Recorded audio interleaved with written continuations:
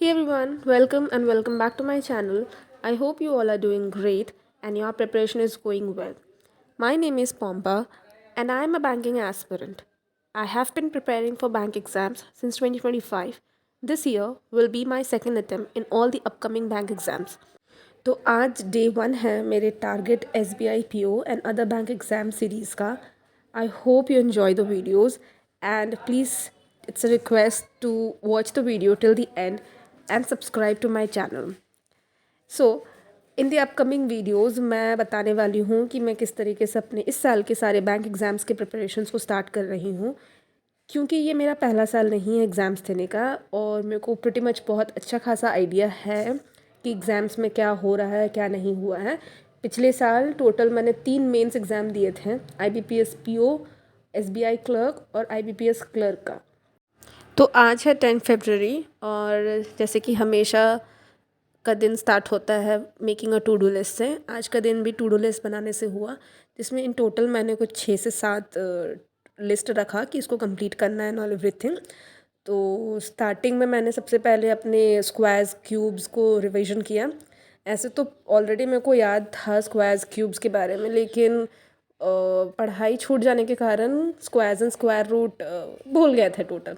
चलो स्क्वायर्स तो फिर भी याद थे, लेकिन क्यूब्स दिमाग से पूरी तरीके से उतर चुका था. तो मैंने सोचा कि पहले एक बार रिवाइज़ कर लेती हूँ, उसके बाद फिर मैं उसको बिना देख के लिखने का कोशिश करूँगी. तो यहाँ मैं स्क्वायर्स का पहले रिवीजन कर ले रही हूँ, फिर उसको मैं लिख लूँगी और उसके बाद फिर क्यूब्स का करूँगी. से स्क्वायर्स के टोटल अभी मैंने तो टोटल 1 से लेके 30 तक का ही किया, जिसमें टोटल 3-4 तो गलत हो गए मेरे. कुछ कुछ ऐसे नंबर्स होते हैं ना जो कभी लाइक बड़ी कंफ्यूजिंग टाइप मेरे दिमाग में हो जाता है. लाइक जैसे कि 14 का होता है 196 होता है, मैं हमेशा 176 लिख देती हूँ, तो उसमें थोड़ा सा गड़बड़ी हो गया. पर नहीं, डेली करूँगी तो हो जाएगा. एंड क्यूब्स का तो मैं क्या ही बोलूँ, क्यूब्स तो पता नहीं क्या होता है मेरे साथ कि क्यूब्स मेरे को याद ही नहीं होता है, पर करना तो होगा. तो इसके बाद मैंने क्यूब्स भी कर लिए. क्यूब्स को रिवाइज़ करने के लिए दोबारा बुक खोले, क्यूब्स लर्न कर रहे हैं. ऐसा लगा दिमाग को कि चलो लर्न हो गया है, फिर लिखने के लिए गए, लेकिन उसमें तो कुछ कुछ नंबर्स मेरे को याद ही नहीं रहा था, जबकि हम टोटल 1 से लेके 15 तक का ही क्यूब्स को प्रैक्टिस करना चाह रहे थे आज. लेकिन जब लिखने का बारी आया तो उसके बाद तो मेरा दिमाग ऐसा लगा कि ब्लैंक हो गया. मतलब ये क्या है यार, नंबर्स ही याद नहीं रह रहे हैं. पर हो जाएगा धीरे धीरे, अभी टाइम है. अगर डेली हम लोग क्यूब्स एंड क्यूब रूट को प्रैक्टिस करेंगे तो हो जाएगा वो चीज़. ऐसे अगर डेली प्रैक्टिस में रहेंगे तो क्यूब्स एंड क्यूब रूट और फिर स्क्वायर्स एंड स्क्वायर रूट करने में हार्डली 5 to 10 मिनट्स लगता है डेली का. लेकिन प्लीज़ मेक श्योर करना कि डेली 5 से 10 मिनट निकालो अपना हर दिन cubes cube root square square root करने के लिए. ये मत सोचो कि ये तो बहुत ही छोटे सा चीज़ है, इसको छोड़ दो, कर लेंगे बाद में कभी भी जब एग्ज़ाम सामने आएगा फिर कर लेंगे. ये सोच के ये मेंटालिटी अगर रहेगा तो फिर बड़ी दिक्कत हो जाता है. एंड देन उसको कंप्लीट करने के बाद फिर हम रीजनिंग का एक लेक्चर करने गए. ये एक्चुअल में चैम्पियंस रीजनिंग ये पेड बैच का है, जो कि पिछले साल सर करवाए थे. और इस साल तो ऐसे बेसिक से ही भी स्टार्ट हो रहा है, तो इस साल का जितने भी लेक्चर्स हैं उनको करके कोई फ़ायदा नहीं है, क्योंकि रीजनिंग का मेरा ऑलमोस्ट सारा बेसिक्स क्लियर है. बस मेंस के कुछ टॉपिक्स है जैसे इनपुट आउटपुट हो गया, ये सब में थोड़ा दिक्कत होता है, तो उनको मैं धीरे धीरे करके भी उसको पॉलिश कर लूँगी. और ये जो लेक्चर है ये सीटिंग अरेंजमेंट का मिक्स डायरेक्शन वाला है. ऐसे नॉर्मल डायरेक्शन वाला तो हो जाता है, लेकिन मिक्स डायरेक्शन वाला में थोड़ा बहुत टाइम कंज्यूमिंग हो जाता है. और इतने दिन से तो पढ़ाई हुआ नहीं था, जिसकी वजह से लेक्चर्स जब करना स्टार्ट किए तो हम वीडियो ऐसे पॉज नहीं कर रहे थे, क्योंकि हम देखना चाह रहे थे कि सर जो टाइम दे रहे हैं उसमें मेरा पज़ल बन रहा है, सॉरी सीटिंग अरेंजमेंट बन रहा है कि नहीं बन रहा है. ऐसे ऑलमोस्ट तो सारे क्वेश्चंस बन रहे थे, लेकिन थोड़े टाइम कंज्यूमिंग ज़रूर हो रहे थे. एंड वैसे मेरे को इस साल अपना स्पीड पे ही फोकस करना है. एक्यूरेसी भी मेरी ठीक ठाक है, 90% एक्यूरेसी हो जाती है. पर मेन बात वही है ना कि 90% एक्यूरेसी नहीं रखना है आपको, एटलीस्ट उसको और थोड़ा पॉलिश करना है, क्योंकि यहाँ 0.25 0.5 के कट ऑफ से लोगों के रह जाते हैं. पिछले साल यही तो हुआ सबके साथ तो नहीं बोलेंगे, लेकिन मैक्सिमम जिनका थोड़े थोड़े कट ऑफ के साथ रह गया उन लोगों को पता होगा कि फीलिंग कैसा होता है. तो इस लेक्चर में टोटल सर ने 5 क्वेश्चंस बनाया था और एक क्वेश्चन सर ने होमवर्क दिया था. भाई साहब वो होमवर्क वाला क्वेश्चन तो मतलब उसका सल्यूशन से ही आपको पता चल रहा होगा कि क्या गड़बड़ हम किए हैं। लेकिन उसको बना रहे काट रहे और लाइक क्या हो रहा है मेरे साथ। इतना सारा करने में मेरे को कुछ करीबन 1.5 घंटे के आसपास में लग गया। इसके बाद तो एक लंबा सा गैप हो गया आज का दिन में पढ़ने को लेके, क्योंकि फंक्शन अटेंड करने को जाना था। और फिर रात को ही मेरे को पढ़ने को बैठने का मौका मिला, तो हम रात को करंट अफेयर्स लेके बैठ गए आज का, जो कि शायद सर आज 8 और 9 तारीख एक साथ मिला के करा रहे थे, जिसमें रिवीजन ही ज़्यादा हो गया। और रिवीजन जब करा रहे थे सर, तो हम नोट्स भी प्रिपेयर कर ले रहे थे थोड़ा थोड़ा करके, कि सर जो कुछ भी पढ़ा रहे हैं, कि होता है ना कि कभी कभी कि अगर उसको लिख दो आप तो वो ज़्यादा अच्छे से याद रहता है। मेरे साथ तो यही होता है कि मेरे को अगर हम लिख लेते हैं तो मेरे को कहीं ना कहीं मेरा जो रिटेंशन पावर होता है किसी भी चीज़ को याद रखने का, वो बढ़ जाता है।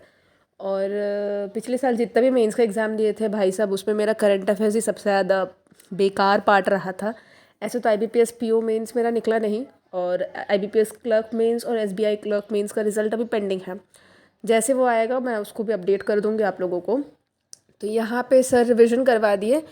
ये लेक्चर करने में मेरे को करीबन 1 घंटा समथिंग कुछ लग गया, और बैठे बैठे मेरा पूरा पैर जाम हो चुका था, क्योंकि गोल्डी मेरे पैर पे सो गया था और पूरी तरीके से मेरा पैर जाम हो गया। इसके बाद हम एक छोटा सा ब्रेक ले लिया, और छोटे से ब्रेक में हम इसको पढ़ लिए, ट्विस्टेड हेड, जिसको हम पढ़ तो रहे हैं आजकल। इसको पढ़ लेने के बाद फिर वापस से मैं बैठ गई पढ़ने के लिए। और अभी और कुछ लेक्चर वगैरह करने का मन नहीं कर रहा था, तो हम सोचे कि एक मॉक ही लगा लेते हैं।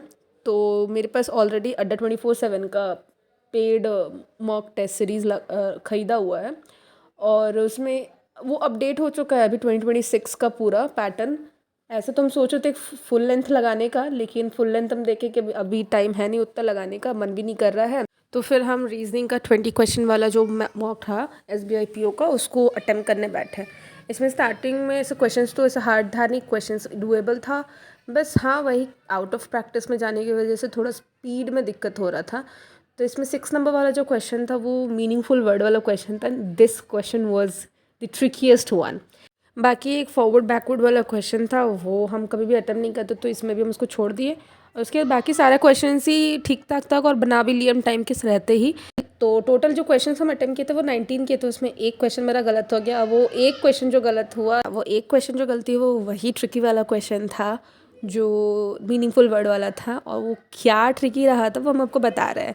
लाइक ऐसे जनरली क्या होता है कि आपको बता दिया जाता है कि 4th number 5th number 6th number के वर्ड्स से क्या मीनिंगफुल वर्ड्स बन रहा था। एंड मैंने तो देखा उसको ऐसे किया, तो LIVE लाइव बन रहा था। मतलब इतना इजी क्वेश्चन SBI PO वाला, चलो बहुत बढ़िया। And out of over confidence बोलो या इग्नोरेंस बोलो कि वो चीज़ हम मार्क कर दिए कि हाँ ये उसका सेकेंड वर्ड है आई करके। बट ये क्वेश्चन एक्चुअली में था कि अगर एक से ज़्यादा आपके मीनिंगफुल वर्ड्स बन रहे हैं तो मार्क वाई वाला था, और उसको हम रीड ही नहीं किए, आगे का सेंटेंस को हम रीड ही नहीं किए, जिसकी वजह से मेरा एक नेगेटिव लग गया। सो आउट ऑफ 19 क्वेश्चन एक गलत होने के कारण -0.25 हो गया, तो मेरा स्कोर 17.75 बना आउट ऑफ 20। एंड ओवरऑल ठीक ही था। ऐसे एक क्वेश्चन के कारण, इस क्वेश्चन के कारण मेरे को पता चला कि क्या जगह पे मेरे को थोड़ा ध्यान देना है।